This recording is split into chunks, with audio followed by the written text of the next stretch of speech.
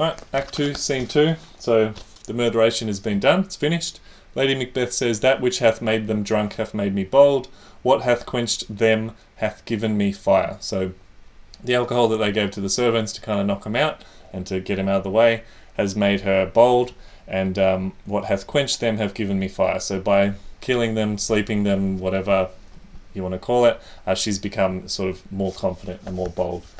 So you could partly say that that's perhaps part of the reason why she's acted the way she has, because she was a bit drunk. That's, I guess, the question for you to decide.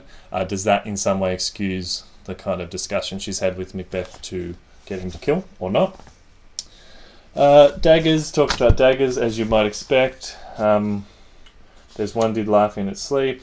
Importantly, line 40, "Sleep no more, Macbeth does murder sleep. The innocent sleep slept that knits up the ravelled sleep sleeve of care."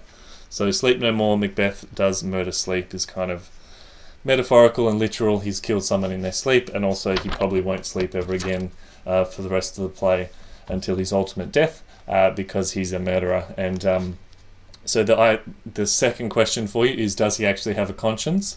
Or because the fact that he doesn't sleep well from here on out might suggest that he has a conscience, but he doesn't seem to really listen to it. So does he even have one?